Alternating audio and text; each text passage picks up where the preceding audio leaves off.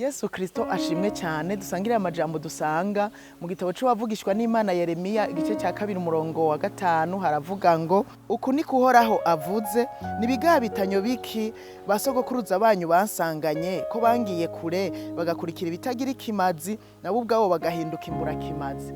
Dusangire ijambo rivuga ngo ibitagira ikimazi biduhindura imburakimazi. Usomye muri kino gice cya 2 Imana yahaye ubutumwa Yeremiya ngo aje kuburira abisirayeli kubera bari barasubiye inyuma bakayivako. Imana irababazwa nuko bahevye kuyikunda ariko ubwa mbere bahora bayikunda.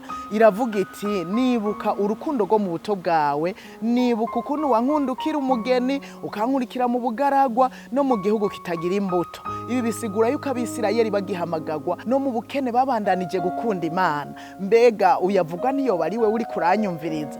Suzuma urukundo ukunda Imana. Kumbura ubwa mbere ugihamagagwa warayikunda naho ibibazo byazo ukumva ubandanije kuyikunda ariko uyu munsi ukaba utagikunda Imana. Nagira ndagusabe wisuzume kuko kudakunda Imana, Imana ibikubona ko nk'umugayo naho wokora ibikorwa bimeze gute. Usomye mu vyahishuriwe Yohana igice cya 2 umumarayika yandikiye ishengero ry'Abanyefeso aravuga ngo ndazi ibikorwa vyawe ukwihangana kwawe n'uburuhe bwawe, ariko ku murongo wa 4 caravuga ngo ariko ndafise ico ndakugayako nuko waretse urukundo rwawe rwa mbere. Kureka gukunda Imana, urukundo rugatimba muri twebwe twahora dukunda Imana. Imana ibitubona ko nk'umugayo. Umuntu wese muri twebwe yisuzume uko aya majambo uyu munsi ntari kabwirwa aba bantu b'Abisirayeli ari kabwirwa twebwe.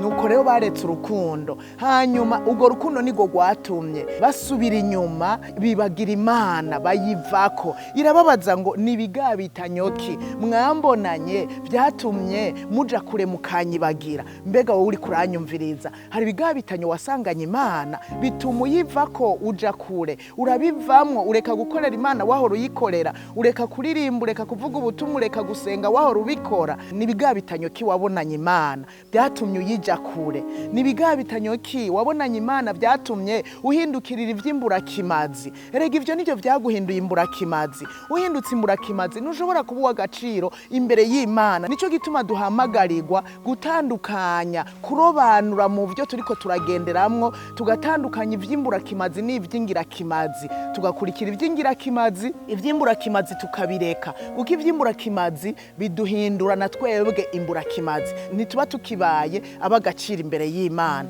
Nuko rero wisuzume, usuzume urukundo rwa mbere, usuzume kutagiye kure y'Imana, ikindi naco usuzume ivyo uri kurajana navyo ko atari ivy'imburakimazi kugira ntusange wahindutse imburakimazi. Imana idufashe cyane.